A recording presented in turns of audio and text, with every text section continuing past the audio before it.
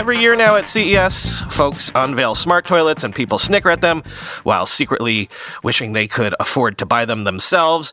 Kohler, that venerable company with a 151-year history in bathroom appliances, has done this before. They have a smart toilet that will run you $10,000. But this year, they have a more, budget option, the Pure Wash E930 bidet. It is designed to fit most elongated toilets, effectively upgrading a standard toilet into a high-tech smart toilet compatible with Alexa or Google Assistant. The Pure Wash E930, priced at $2,149, has among its features hands-free cover operation that activates upon the sensing motion. It boasts a self-cleaning mode utilizing a built-in UV light for hygiene. The integration with Alexa and Google Home allows for voice-controlled hands-free operation, enabling users to activate features like the bidet spray, the warm air dryer, and UV cleaning simply by talking to the toilet. The seat offers both front and rear wash models, a heated seat, and a remote control with 2 programmable presets. The bidet's pre-misting function improves rinsing efficiency, while the water temperature and pressure are fully adjustable. Users can select from oscillating or pulsating spray patterns, and there's a high-pressure boost mode for rear washing, and a warm air drying system with adjustable temperature adds to the comfort. Kohler has also integrated LED lighting for nighttime use and incorporates their quiet close technology to prevent the seat from slamming. The seat is also designed for easy removal for thorough cleaning. Currently available in white on Kohler's website, a black version of the Pure Wash E930 will be released in late February. Kohler also has a $266 smart bathroom fan that combines ventilation with smart lighting. The fan side of that also can automatically detect temperature and humidity and thereby turn on when needed. And their Anthem shower controller now gets a $2,800 option that lets you control sound and lighting while also steam. It too is voice controlled by Alexa and Google Home. You can choose from different presets like a vigorous shower for after a workout, say, and a gentler option to relax before bed. Verge Motorcycles of Finland already had a cool-looking electric motorcycle. The Verge TS Ultra already stood out with its unique electric design, boasting an impressive 201 horsepower and 885 pound-feet of torque, surpassing even the Corvette E-Ray. But the biggest feature was its hubless ring design, which, despite adding weight, had practical benefits due to where they could place the battery. But the company noticed that as cars have gotten cameras and LiDAR to detect obstacles and help avoid accidents, motorcycles largely haven't gotten this tech, even though motorcycle riders are at greater risk. So, Verge Motorcycles is giving the TS Ultra what it calls the Star Matter Vision Sensor Package. This system incorporates 6 cameras offering 360-degree sensing and 2 high-resolution radars for detecting obstacles in vehicles. The rider receives information through 2 displays, one on the gauge cluster and the other on the tank, providing detailed situational awareness. This data is presented using Unreal Engine, marking the first use of high-end 3D graphics on a motorcycle display. So, while this is a powerful motorcycle, an electric motorcycle, and it's cool you can put your hand through the hubless wheel, the real headline here is bringing modern safety sensors to motorcycles. The TS Ultra has a starting price of $44,900, giving you the bike with the sensors and up to 233 miles of range, though they do have a cheaper model with less range.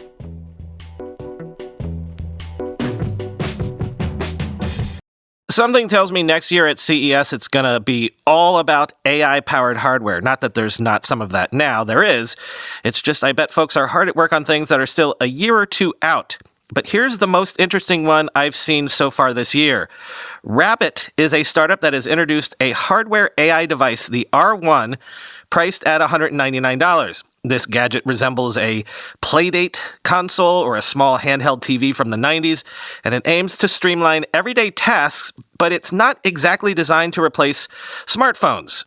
In fact, it doesn't connect to your phone at all, but it wants to do what your phone does for you simply by interacting it with voice. You know, order an Uber, respond to a text, buy your groceries, but all via an agent, an AI agent who acts on your behalf with the apps obviated underneath. The R1 features a 2.88-inch touchscreen, a rotating camera, and a scroll wheel/button for navigation and interaction with its built-in assistant. It's powered by a 2.3 gigahertz MediaTek processor with 4 gigabytes of memory and 128 gigabytes of storage, encased in a body designed by Teenage Engineering. It wants you to interact with it like you interact with ChatGPT if you mainly interacted with ChatGPT via voice. The essence of the R1 lies in its software, Rabbit OS, and its underlying AI technology. Unlike standard large language models, RabbitOS is based on what it calls a large action model, or LAM, functioning as a universal controller for apps. This operating system can manage various tasks like controlling music, sending messages through a single interface without the need for multiple apps and logins. Innovatively, Rabbit trained its LAM by human interactions with existing apps, teaching it to recognize and use app interfaces and functionalities for you. This approach bypasses the need for developing specific APIs or seeking developer support for the R1. The R1 also includes a training mode, allowing users to teach the device new tasks, which it can then autonomously perform. This feature offers personalized automation capabilities. Concerning privacy and security, Rabbit claims no storage of user credentials for third-party services, and authentication occurs through those services' systems. The device's push-to-talk functionality ensures it only records audio when activated, addressing continuous listening concerns. RabbitOS does integrate large language models for intent understanding powered by OpenAI's ChatGPT and Rabbit's own LAMs for task execution. The R1 is capable of executing complex errands requiring real-time interactions like travel planning or grocery shopping. An upcoming update will introduce a teach mode, further enhancing its capabilities to learn new tasks directly from user demonstrations. This is interesting. Basically, a smartphone that can do everything you do on a smartphone, but no tapping on a screen. Apps, but you don't interact with them yourself. The agent does. Maybe more interesting than that Humane device? I mean, it still requires you to pay $200 for a totally separate device in your pocket, but this is getting at a new idea in mobile compute interface, which is what I'm interested in. The TV everybody is talking about so far this year is the LG Signature T. It's a transparent TV, a plane of glass you can see through, but also you can watch TV on. You can mount it on the wall as per usual, but you don't have to. You could put it up on a shelf or in between rooms, and when it's off, it doesn't break up the feng shui because, again, it's transparent. Transparent TVs have been shown as prototypes for years, but it looks like LG is giving it a real go now with the 77-inch Signature T. It features a transparent panel with an adjustable contrast film controlled by a remote button for switching between the standard OLED view and transparency. Apparently, the effect of the screen gives you a sense of depth to the image, not 3D exactly, but depth. So you can put up screensavers of, say, fish, and it looks like there's a live fish tank in front of you. It also includes down-firing speakers under the display, similar to the M series. It also connects to LG's Zero Connect box up to 30 feet away with direct line of sight for streaming and gaming inputs. Everyone is raving about it. David Katzmaier at CNET said, quote, "A TV that can effectively disappear and transform into furniture, art, or a fish tank, the OLED TV succeeds brilliantly." The Verge's Chris Welsh said the novelty might wear off, but the effect really messed with his brain. No word on pricing, but something tells me if you need to know the price, you probably can't afford it because it'll make your eyes bleed more than the transparency effect will.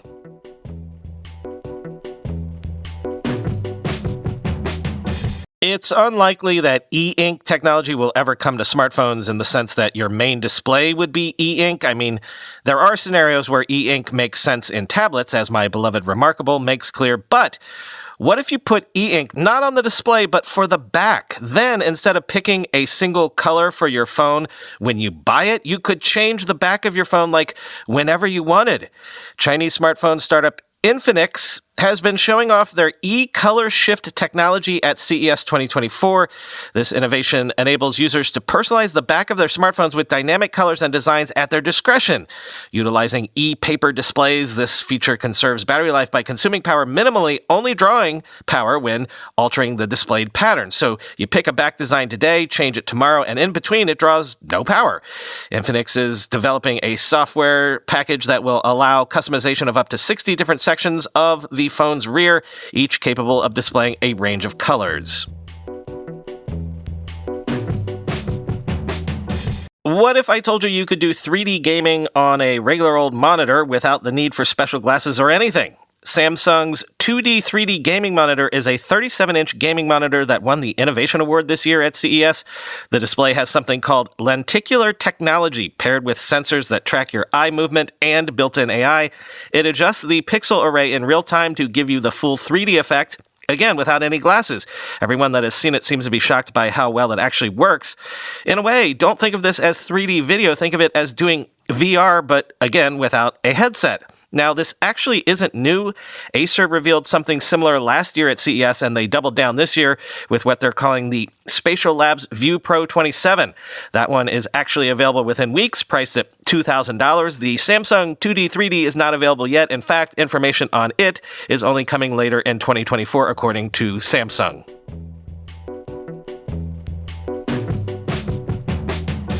When I have to produce this podcast on the road, which means on a laptop, I'm always tempted by the various second and third screen options that are available right now.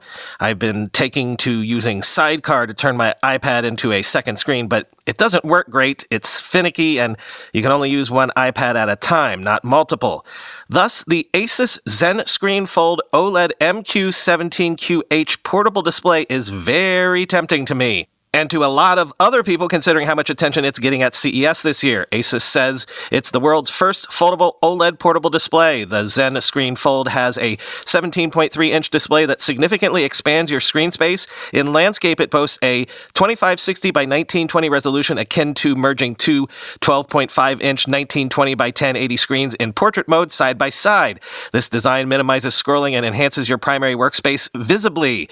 It has an adaptable stand in addition to foldable OLED panel. To give numerous setup configurations in landscape, it transforms into a mobile desktop display. Additionally, it features auto rotation through the Asus Display Widget Center app, allowing effortless switching to portrait mode with a stable stand. It's got a 1/4-inch tripod socket and a separate dedicated stand for optimal height and angle adjustments for desk work. With its water drop style hinge, they say you won't notice a crease. When unfolded, it measures just 9.7 millimeters thick. Folded, it resembles a 12.5-inch display, easily fitting in a laptop bag and weighing just 1.17 kilograms. Plus, folded up, the device is protecting itself in transit. Connectivity includes two full-function USB Type-C ports for display signals and power, plus a mini HDMI port for diverse device connections like game consoles and cameras. But just the one USB-C style connection is enough to power this thing. Unfortunately, no word from Asus on how much this will cost or when it will be available. If I told you that the next thing AI would transform would be bird watching, would you believe me? Designed by Mark Newson, the Swarovski Optic AX Visio binoculars meld cutting-edge technology with high-quality optics. When you focus on a bird and press a button, the binoculars start image processing marked by a red circle, and in about 5 seconds, the screen will display the species of bird you've zeroed in on.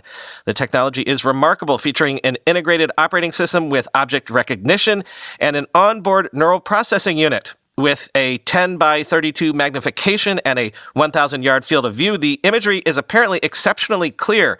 Built-in GPS assists the processor in species identification based on location, enhancing the utility of this since birding has become an increasingly social activity, almost a sport. These binoculars also capture images and videos with a 13-megapixel camera and 1080p video capabilities, easily transferable to your phone via the Swarovski Optic Outdoor app.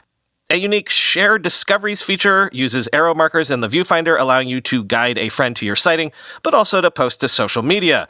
Priced at $4,799, they're a significant investment, I will admit, but if you want to be a world-class birder, here you go. Set for a February release, the AX Visio binoculars offer you the opportunity to step up to the AI era of birding. You know what I like to say about how tech companies will eventually try to recreate all Star Trek tech one day? Where's our tricorder? Well, Withings thinks it has taken a step toward that ideal with the BMO, a smart thermometer, heart checker, lung checker, all in one. It doesn't just do body temperature, though Withings says it does that more accurately, but it also is a digital stethoscope, a medical-grade ECG, and a blood oxygen level sensor. Withings says the BMO is smaller than a smartphone, but I'd say just imagine a TV remote.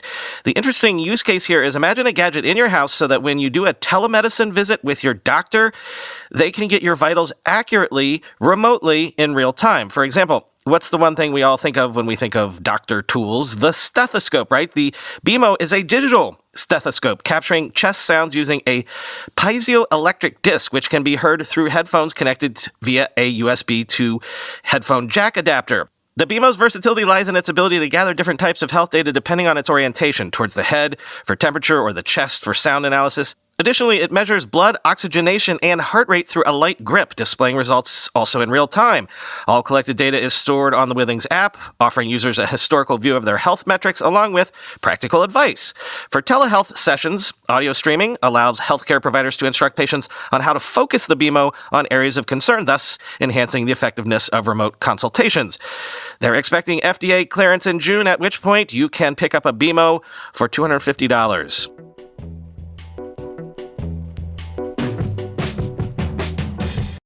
To my mind, this is the sort of thing that CES is all about. The Robotics WIM, a CES Honorary Award winner from South Korea in the Accessibility and Aging Tech and Robotics category, is a wearable robot resembling a belt pack with extendable robo-arms, gently assisting leg movements during walking. WIM ensures proper posture, pace, and duration for optimal exercise benefits. You can do interval training with it. It has AI-powered coaching, which personalizes exercise intensity and programs to suit individual needs. But it also extends its functionality to enhance non-exercise activities like improving walking performance. Set to hit the market in February, the WIM is priced around $2,500. And despite its high-tech capabilities, it is remarkably lightweight at just 1.4 kilograms, including the battery and fastener. The design also emphasizes portability and minimal storage space thanks to its foldable mechanisms. In assist mode, WIM significantly eases walking by adjusting the assist intensity and timing based on the user's interaction with the terrain. It offers up to 20% energy reduction for level ground walking and a 14% reduction while carrying loads equivalent to a 12-kilogram load reduction. But it can go in the opposite direction too, providing resistance akin to walking in water, enabling a range of exercise programs including cardio, muscle targeting, and endurance training. It also incorporates interval workouts with varying assist and resistance levels. Equipped with motion sensors, WIM accurately detects and responds to various activities such as walking, running, and climbing stairs. So, assistive for the olds, thus the Accessibility and Aging Award, but also a new workout tool.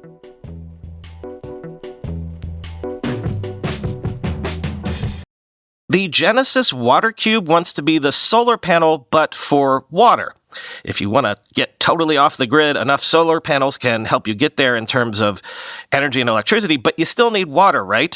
Well, the WC100 Water Cube comes in at over 3 feet tall and weighs in at 800 pounds, but is engineered to extract water from the air, even in dry environments like Las Vegas. It's designed to slash or even eliminate water bills, similar to what solar panels do for electricity costs. However, achieving this water independence does come with a hefty price tag of $20,000 for pre-orders. Reminiscent of the moisture farming in the original Star Wars movie, the Water Cube capitalizes on atmospheric humidity to produce drinkable water. Maker Genesis Systems has larger models for massive water production in regions around the world where water scarcity is a more serious issue. But the WC100 is aimed at households, generating around 100 gallons daily under optimal conditions, which would be 80 degrees Fahrenheit and 50% humidity. Performance varies with the humidity levels, though. Lower humidity yields less water, naturally. The unit includes a 50-gallon storage tank, but putting in a larger tank could better meet household water needs over time. And at least for now, you have the same issue that you have when you install solar panels in your home. It'll take several years for the water machine to pay for itself, if ever. Financing options are available, amounting to monthly payments of $200 to $250 over several years. That compares somewhat favorably to average household water bills that range from roughly $30 to $300 monthly.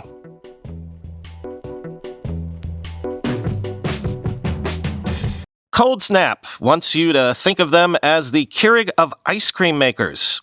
They make a small countertop device to make ice cream on demand, fresh ice cream from room temperature canned ingredients in under 2 minutes. Coldsnap actually debuted at CES 3 years ago, but in preparation for their official launch, they had a taste test booth at CES that was quite popular. Coldsnap's pods are roughly the size of a Red Bull can, are fully recyclable, and don't require any freezing or refrigeration.